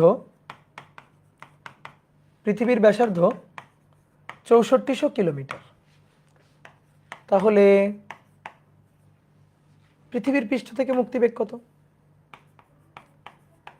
তাহলে পৃথিবীর পৃষ্ঠ থেকে মুক্তিবেগ, এটা কিন্তু একটা মুখস্থ অ্যান্সার, 11.2 কিলোমিটার/সেকেন্ড, 11.2 কিলোমিটার/সেকেন্ড। দেখো ভিই √2gm/r, এটা কেন লিখলাম? ভি ইকুয়াল টু √2gr লিখলাম না কেন? কারণ ভূপৃষ্ঠে জি এর মান তো বলে নাই। ঠিক আছে, ভরের মান যেহেতু বলে দিছে, যে সূত্র যে তথ্য দেওয়া থাকবে আমরা চেষ্টা করব সেই তথ্যটাকে কাজে লাগিয়ে ম্যাথ প্রবলেম সলভ করার। 2g, জি হচ্ছে 6.673 × 10⁻11, এম এর মান 6 × 10⁻24 K G, divided by R 6400 kilometre, তাহলে 6400 গুণ 10⁻3, 6400 গুণ 10⁻3 করো। কোথায় আমার ক্যালকুলেটর? হ্যাঁ পাইছি, দেখি কত আসে। 11.2 কিলোমিটার পার সেকেন্ড আসবে। 2 into 6.673 exponential function -11 into 6 exponential function 24 divided by 6400 exponential function 3। তাহলে 1185.64 মিটার পার সেকেন্ড। তাহলে কিলোমিটার করলে 11.18, তার মানে 11.2 কিলোমিটার পার সেকেন্ড। তো এটা কিন্তু মুখস্থ অ্যান্সার আর কি। ঠিক আছে, এইভাবে আমরা মুক্তিবেগ বের করি। তাহলে চিন্তা করো, ফিল করো মুক্তিবেগটাকে। সেকেন্ডে 11.2 কিলোমিটার পার সেকেন্ড। তাহলে সেকেন্ডে, ঠিক আছে, সেকেন্ডে ছুড়ে দিতে হবে কত বেগে? 11.2 কিলোমিটার বেগে। সেকেন্ডে 11.2 কিলোমিটার এই বেগে ছুড়ে দিতে হবে। ঠিক আছে, মিটার পার সেকেন্ড নেওয়া লাগবে না, মিটার পার সেকেন্ডই তো নিচেছে, মিটার পার সেকেন্ড। ঠিক আছে, এটাকে ছোট করে লিখলাম 11 সেকেন্ডে 11.2 কিলোমিটার, কি বিশাল মান। ফিল করতে পারতো? সব বোঝা গেছে? তাহলে এইবার চলো আমরা মুক্তিবেগ তো বুঝে গেছি, এবার মুক্তিবেগ রিলেটেড ম্যাথ প্রবলেমগুলো সলভ করি। মুক্তিবেগ রিলেটেড ম্যাথ প্রবলেম সলভ করব।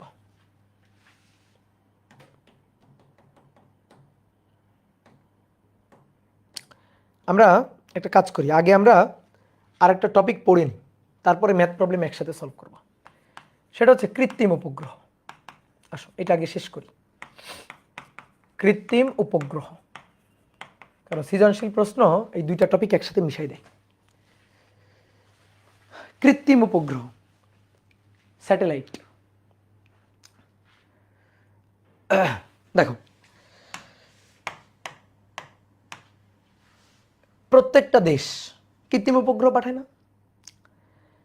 পৃথিবীর যেমন একটা প্রাকৃতিক উপগ্রহ আছে চাঁদ, এছাড়া অনেকগুলো কৃত্রিম উপগ্রহ আছে, প্রত্যেক দেশই উপগ্রহ পাঠায়।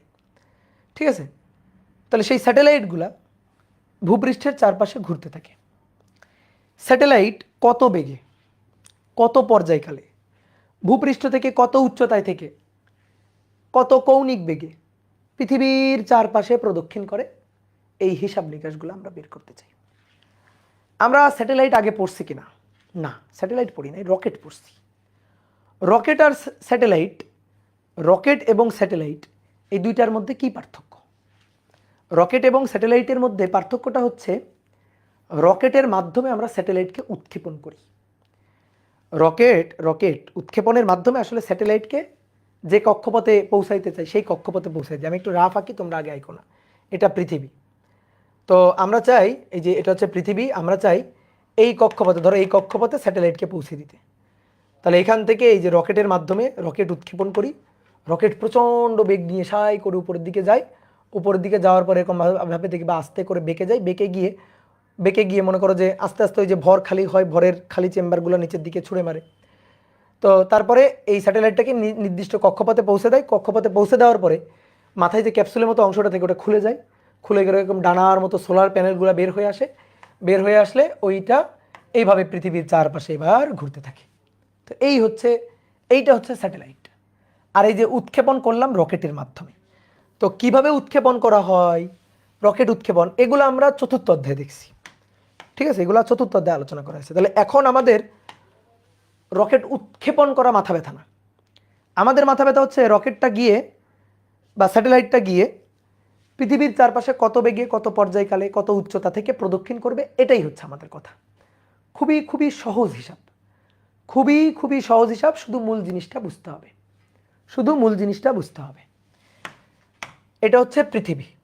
দেখো, পৃথিবীর ব্যাসার্ধ আর, পৃথিবী পৃষ্ঠ থেকে এই উচ্চতায় একটা স্যাটেলাইট, এই ধরো স্যাটেলাইটটা এই উচ্চতায়, এই স্যাটেলাইট এরকম একটা কক্ষপথে পৃথিবীর চারপাশে আবর্তিত হচ্ছে।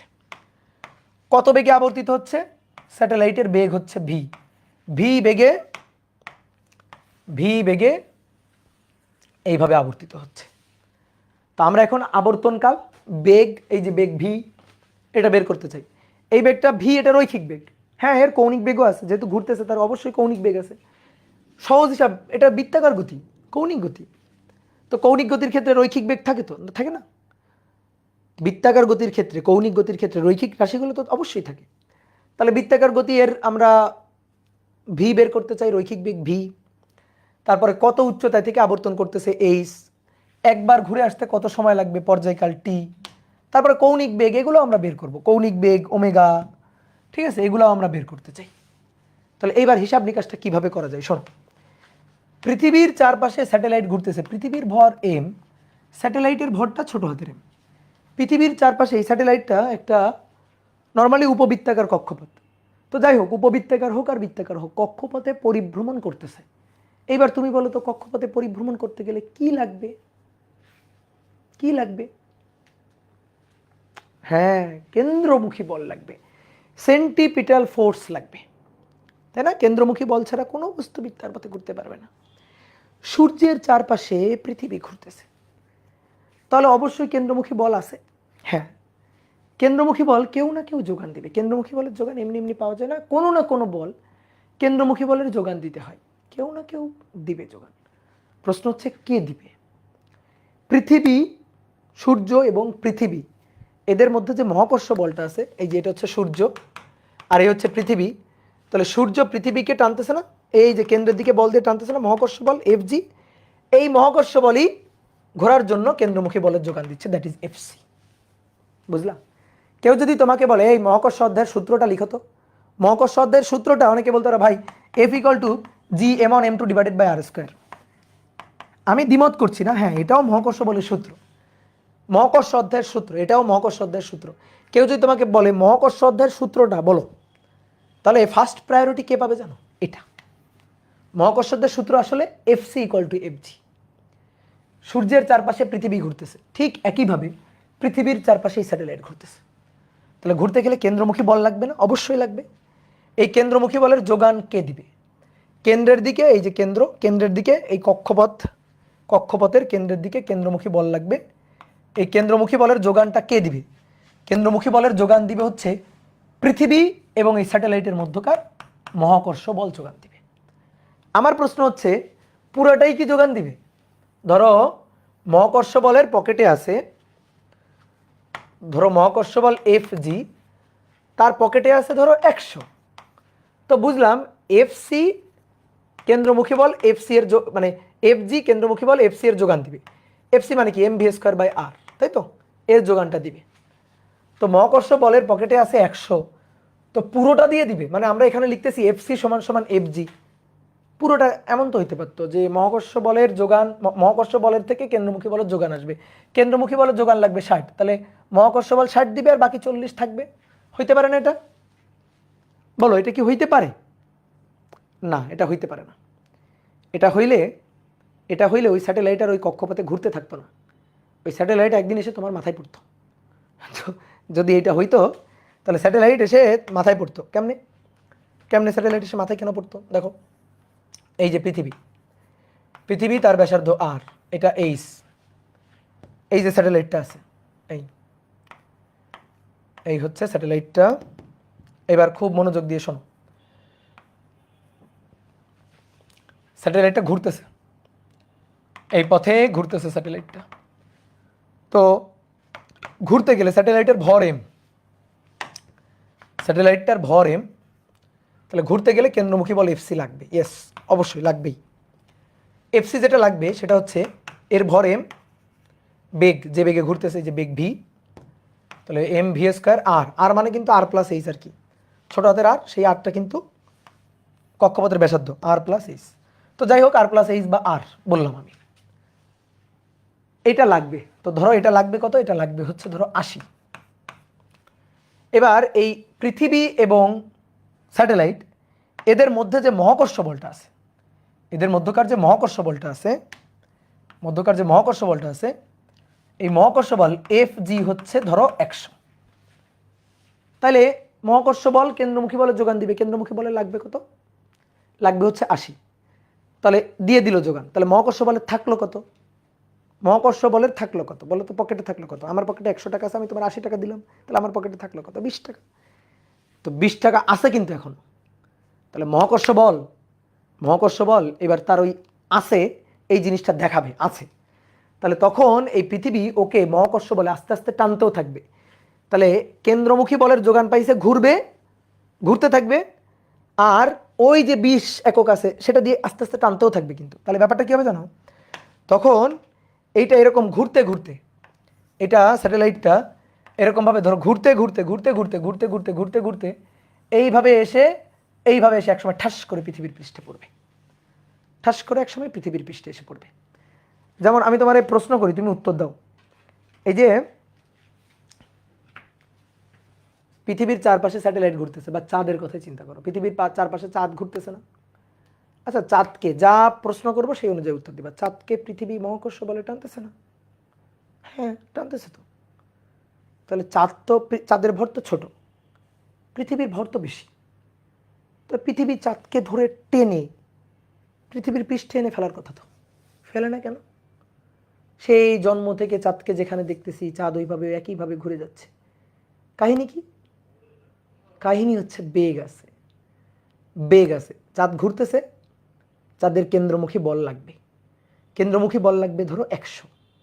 তাহলে পৃথিবী এবং চাঁদের মধ্যকার যে আকর্ষণ বলটা আছে, এই আকর্ষণ বলটা কেন্দ্রমুখী বলের যোগান দিয়ে দিছে বিধায় এখন আসলে আকর্ষণ বল আর নাই। কেন? কারণ ওই আকর্ষণ বলটা কেন্দ্রমুখী বলের যোগানে খরচ হয়ে গেছে। এই কারণে যে পৃথিবী তার কেন্দ্রের দিকে চাঁদকে টেনে নিয়ে আসবে, এই টেনে নিয়ে আসার যে বলটা, সেই বলটা অলরেডি mv²/r খরচ করে দিছে। বুঝতে পেরেছো কথা? যদি এমন হইতো পুরোটা যদি খরচ না করতো, তাহলে কি হইতো? ধরো কিছুটা দিছে, 80 নিউটন দিছে, 20 এখনো আছে, তাহলে চাঁদকে তখন ঘুরাইতো, পৃথিবীর চারপাশে ঘুরাইতো, আবার একটু একটু করে টানতো, পৃথিবী ঘুরাইতো, আবার একটু একটু করে কাছে টানতো, চাঁদ ঘুরতে ঘুরতে ঘুরতে ঘুরতে একসময় তোমার মাথায় এসে পড়তো। ঠিক আছে, বুঝতে পারছো? তাহলে এই যে স্যাটেলাইট, চাঁদ আসতেছে না, তারপরে এই যে স্যাটেলাইট, এই স্যাটেলাইট আসছে না, ঘুরতেছে, ওই কক্ষপথে থেকে ঘুরছে, তার মানে মহাকর্ষ বল যা পুরাটুকুই কেন্দ্রমুখী বলের যোগান দিছে। এটাই আমাদের বুঝতে হবে, যে পুরাটুকুই কেন্দ্রমুখী বলের যোগানে খরচ হয়েছে। তাহলে আসো, এইটুকু বুঝলেই তো কাজ শেষ। এবার আসুন ডেরিভেশন। তাহলে এই অধ্যায়ের সূত্র হচ্ছে এফসি ইকুয়াল টু এফজি।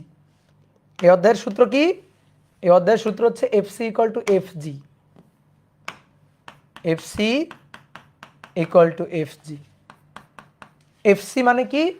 কেন্দ্রমুখী বল।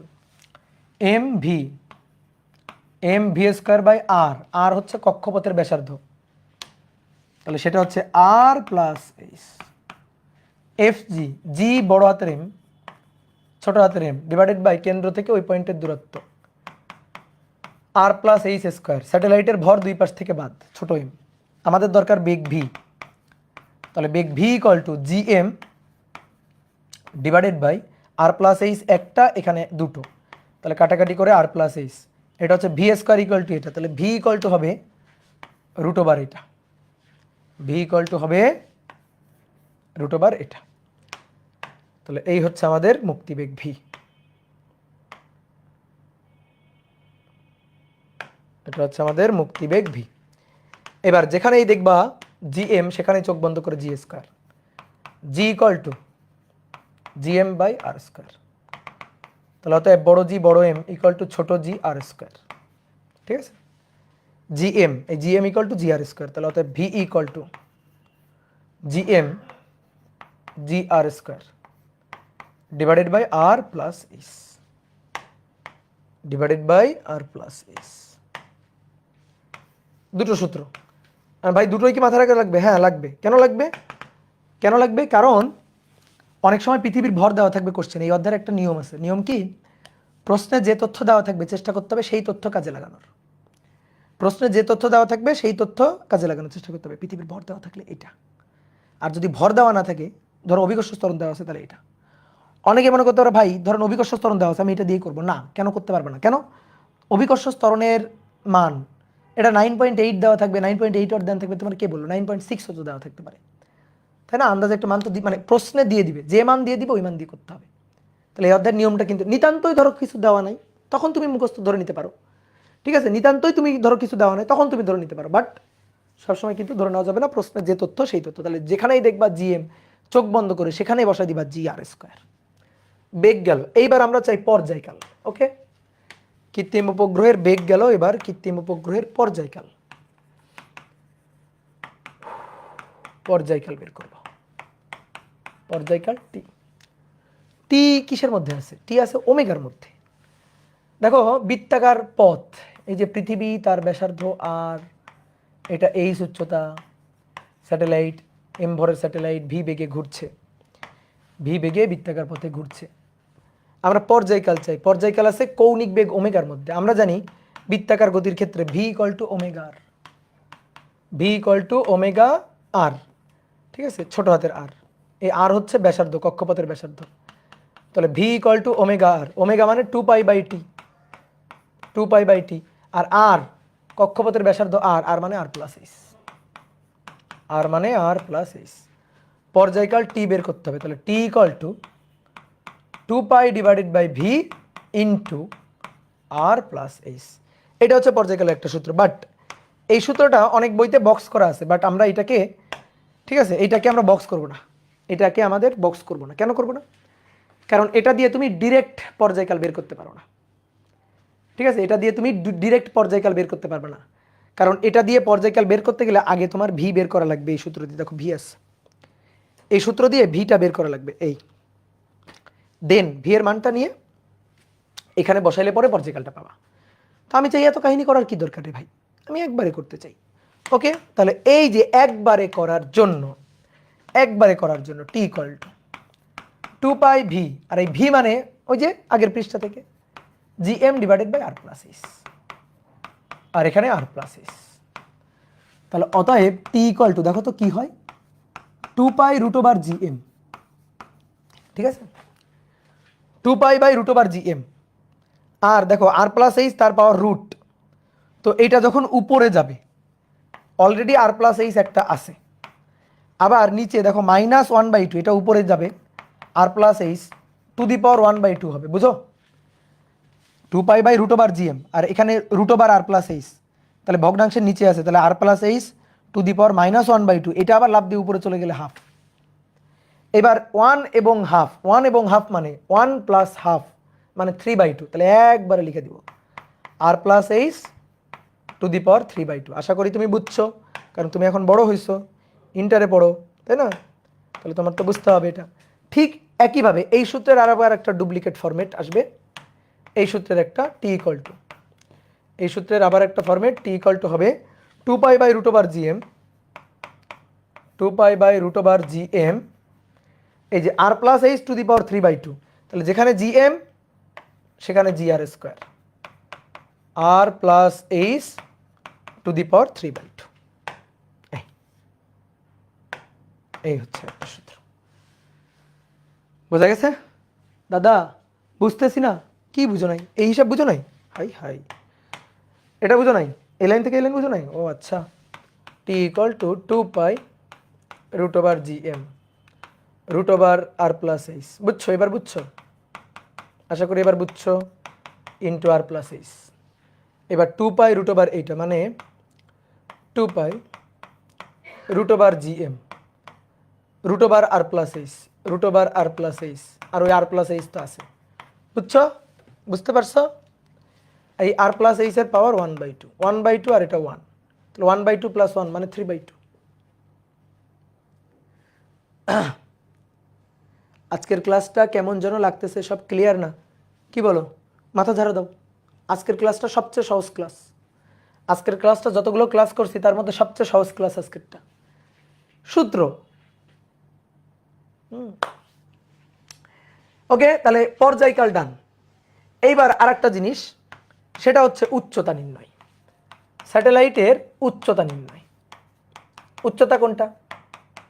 উচ্চতা হচ্ছে ভূপৃষ্ঠ থেকে কত উচ্চতা, এই উচ্চতা, এই উচ্চতাটা নির্ণয় করব। অলরেডি এটা নির্ণয় হয়ে গেছে রে ভাই, অলরেডি ডান। এই যে এই সূত্র বলো বা এই সূত্র বলো, এর মধ্যেই তো এইচ নির্ণয় হয়ে গেছে। তো এইচ এর জন্য সূত্রটা লিখতে হবে। তো তোমার যদি বলি এখান থেকে এইচ এর সূত্রটা বলো আমারে, দেখো তো, টি ইকুয়াল টু, এই সূত্রটাই লিখি, 2π√gm r+h টু দি পাওয়ার 3/2।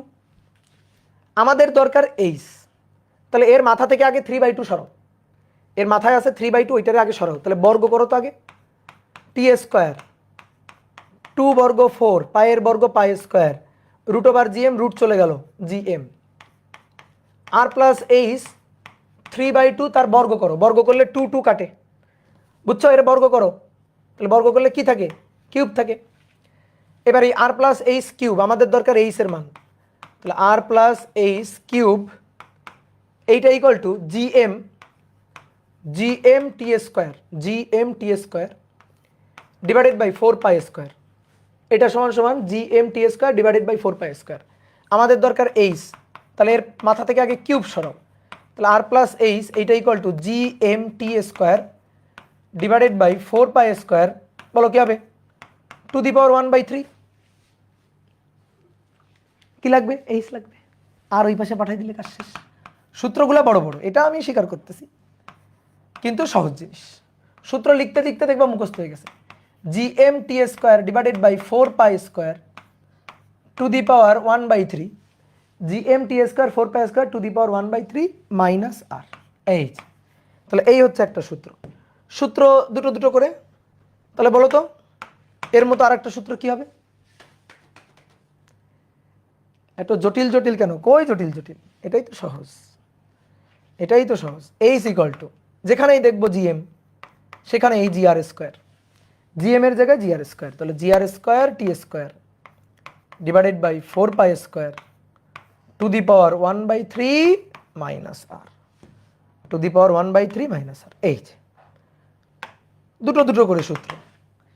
তাহলে মূল সূত্র তিনটা, একটা বেগের সূত্র, একটা পর্যায়কালের সূত্র, আর একটা হচ্ছে উচ্চতার সূত্র। বেগের সূত্র, পর্যায়কালের সূত্র, আর একটা হচ্ছে উচ্চতার সূত্র।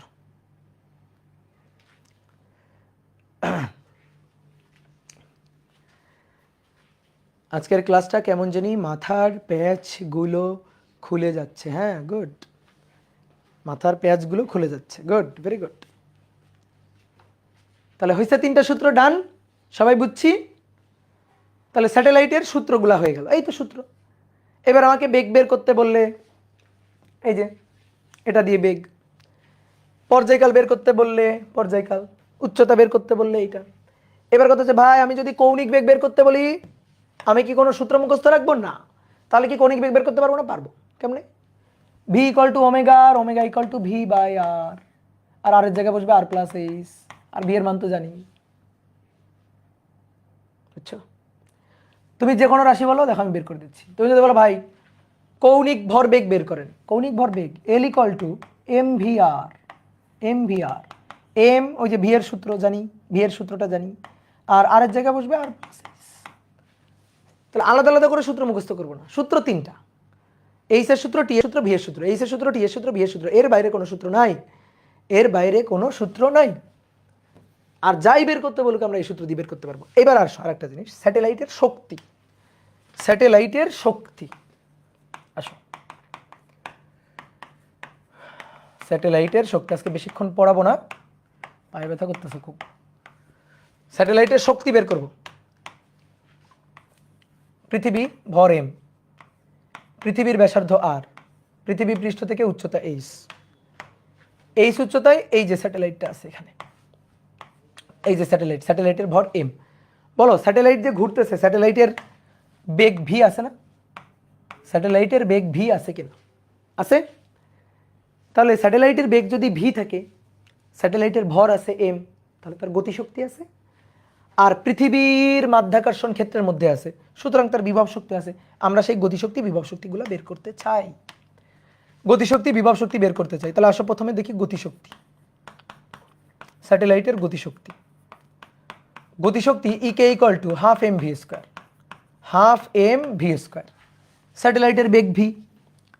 এবার খাতা উল্টে দেখো তো বেগ ভি এর সূত্র কি লিখছো?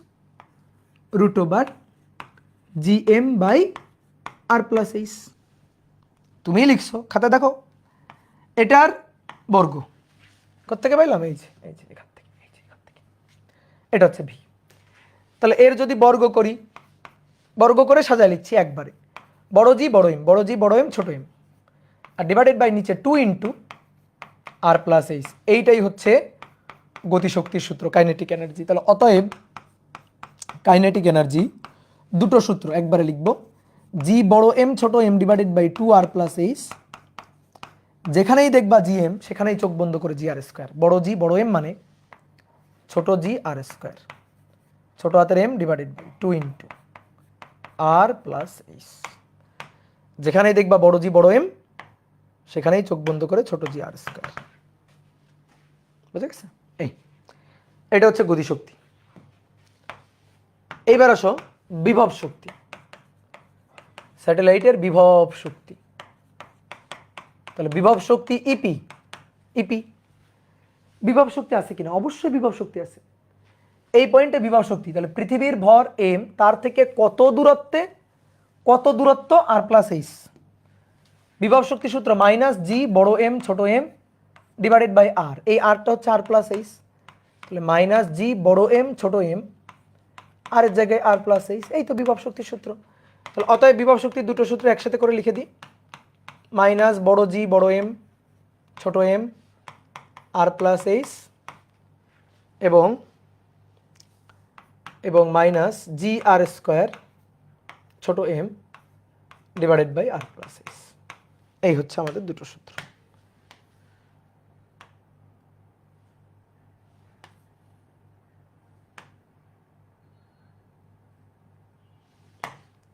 ওকে, এবার আসো মোট শক্তি। বিভব শক্তি আর গতিশক্তির যোগফল হচ্ছে মোট শক্তি। মজার ব্যাপার কি জানো? দেখো শক্তি দুইটার ফরম্যাট কিন্তু একই রকম আসছে, এটার ফরম্যাট একই রকম আসছে। বিভব শক্তি ঋণাত্মক, গতিশক্তি ধনাত্মক। এবার এই দুইটা যোগ করলে মোট শক্তি আসবে। আচ্ছা, মোট শক্তি আসার আগে হিসাব করার আগে তুমি আমারে বলো তো, মোট শক্তিটা ধনাত্মক হবে না ঋণাত্মক হবে? কি হওয়া উচিত? ধনাত্মক নাকি ঋণাত্মক হওয়া উচিত মোট শক্তিটা? একজন বলছে পজিটিভ, একজন বলছে শূন্য হওয়া উচিত। ভাই শূন্য যদি হইতো তাহলে বঙ্গবন্ধু স্যাটেলাইট ঘুরতো না, চলে যাইতো। তাহলে স্যাটেলাইটটা মাধ্যাকর্ষণ ক্ষেত্রের মধ্যে থাকতেছে, মধ্যে থেকে ঘুরছে, তাহলে স্যাটেলাইটটা বদ্ধ নাকি মুক্ত? মাধ্যাকর্ষণ ক্ষেত্রের মধ্যে আবদ্ধ না, তাহলে অবশ্যই শক্তি ঋণাত্মক হওয়া উচিত। তাহলে ঋণাত্মক হওয়া উচিত, দেখি ঋণাত্মক হয় কিনা, করে দেখি, মোট শক্তি বের করে দেখি।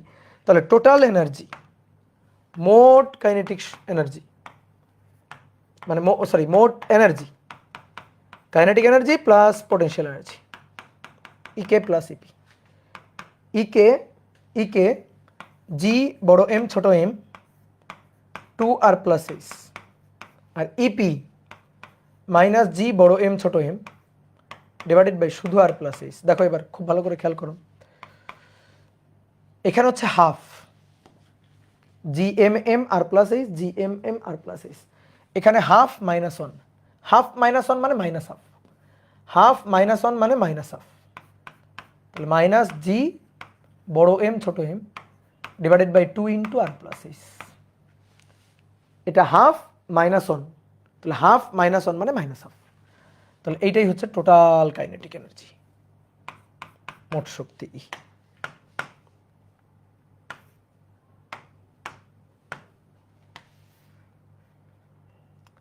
তাহলে মোট শক্তির যদি আরেকটা সূত্র লিখি তাহলে কি দাঁড়াবে? মোট শক্তি ই ইকুয়াল টু মাইনাস বড় জি বড় এম ছোট m 2 into R plus h equal to minus G M এর জায়গায় জি আর স্কোয়ার, তাহলে g R square m divided by 2 into R plus H. বুঝতে পেরেছ? এবার শোনো, শক্তির কয়টা সূত্র শিখছি? 3টা, বিভব শক্তি, গতিশক্তি, মোট শক্তি। যে ভাই সূত্র মনে থাকে না, অনেক কষ্ট সূত্র মনে রাখা। শোনো, সূত্র মনে রাখতে হবে না, কে বলছে তোমার মনে রাখতে? ভুলে যাও, এক্ষুনি ভুলে যাও। এবার চোখ বন্ধ করে দেখো, গতিশক্তি হাফ এম ভি স্কোয়ার, আর V equal to root over G M by R plus H. শেষ, এই তো হয়ে গেল গতিশক্তি। বিভব শক্তি মনে রাখা লাগে না তো, বিভব শক্তি minus G M M by r জায়গায় আর প্লাস এইচ, হয়ে গেল। এবার দুইটা যোগ করব, তাহলে গতিশক্তি হচ্ছে এই পাশে প্লাস হাফ আর বিভব শক্তি মাইনাস ওয়ান। প্লাস হাফ আর মাইনাস ওয়ান যদি যোগ করা হয় তাহলে মাইনাস হাফ, তো minus half 1/2 G M M নিচে আর প্লাস এইচ, হয়ে গেল। তারপরেও যদি মনে করো যে ভাই হচ্ছে না, তারপরেও হচ্ছে না, তাহলে একটা কাজ করবা, তোমার গতিশক্তির সূত্র তুমি ভুলে যাও, মনে রাখতে হবে না। বিভব শক্তি ভুলে যাও, মনে রাখতে হবে না। তুমি মোট শক্তির সূত্রটা মাথায় রাখবা যে minus GMM by 2R plus H, minus GMM by 2R plus H, মোট শক্তির সূত্রটা মাথায় রাখবা। তারপরে দুইটা বাংলা কথা মাথায় রাখবা, তারপরে দুটো বাংলা কথা। এক নম্বর বাংলা কথা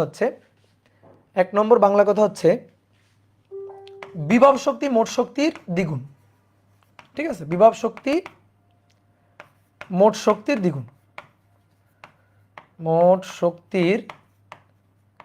দ্বিগুণ, বিভব শক্তি মোট শক্তির দ্বিগুণ, এটা মাথায় রাখবা।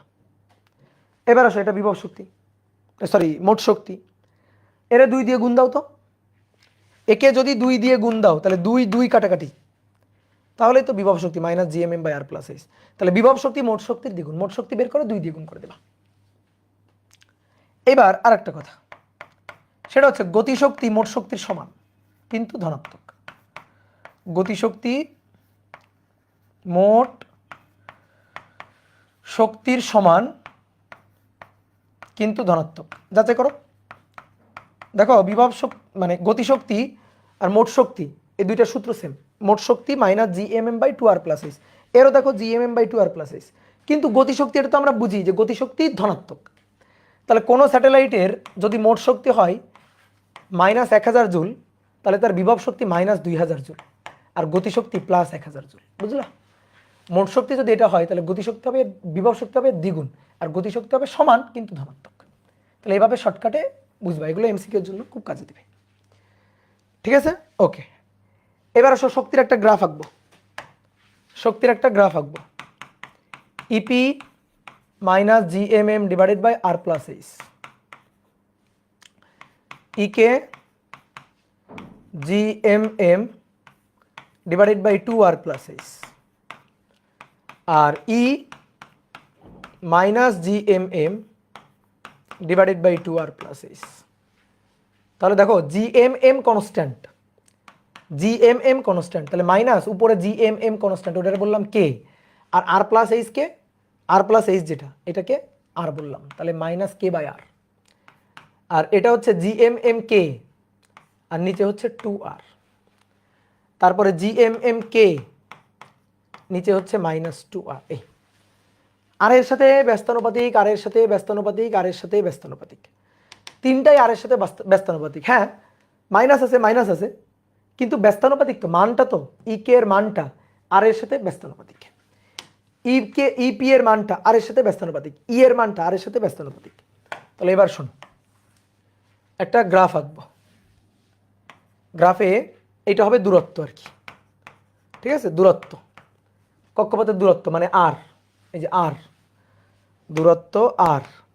ঠিক আছে, আর এখানে নিব হচ্ছে শক্তি। তাহলে গ্রাফটা কেমন হবে? তাহলে সবাই একটু বোর্ডে তাকাও, গ্রাফটা কেমন হবে বুঝো সবাই বোর্ডে। ইপি এটা আর এর সাথে ব্যস্তানুপাতিক, আর সামনে মাইনাস। ই কে আর এর সাথে ব্যস্তানুপাতিক, এখানে ধ্রুবক হাফ আছে কিন্তু প্লাস। তার মানে দেখো একটা ব্যাপার খেয়াল করো, গতিশক্তিটা হচ্ছে ধনাত্মক, এই যে এটা হচ্ছে গতিশক্তি ধনাত্মক। তাহলে গতিশক্তি ই কে ধনাত্মক মান এবং আর এর সাথে ব্যস্তানুপাতিক, আর এর সাথে এই যেভাবে ব্যস্তানুপাতিক।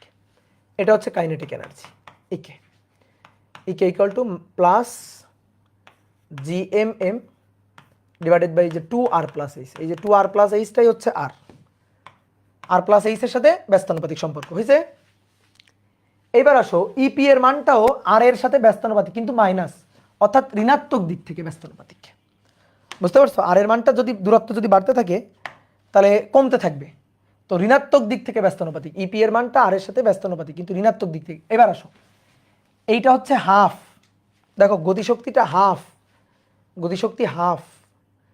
আর বিভব শক্তি এখানে -1। তাহলে এইটুকু যদি আমি হাফ বলি, এটা যদি হাফ হয় তাহলে 1 এত না, 1 অনেক বেশি না, -1। বুঝলা কি না বলো? এটা কত? 1/2, হাফ।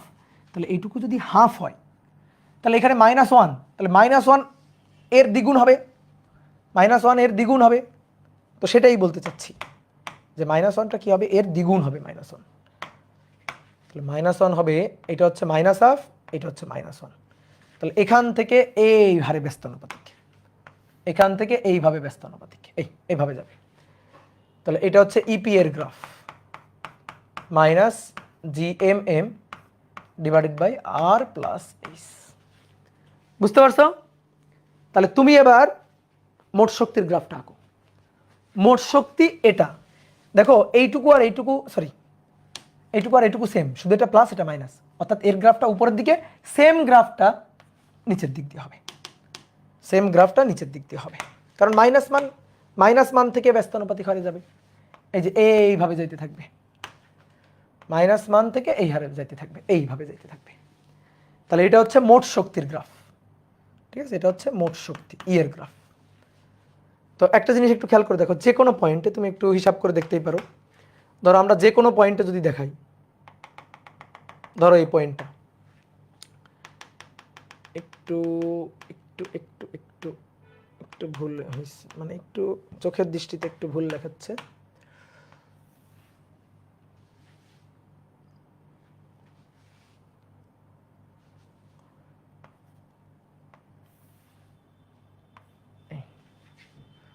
আচ্ছা, মোটামুটি চোখের আন্দাজে হইলেই হবে।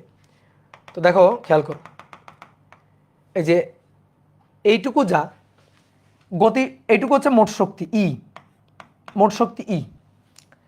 আর এই পয়েন্টে এইটুকু হচ্ছে, সরি এইটুকু হচ্ছে কাইনেটিক এনার্জি ই কে। দেখো ই কে আর ই মান সমান, দেখো প্রায় সমান, এই যে এটা ই কে, এটা ই কে আর ই এর মানটা প্রায় সমান।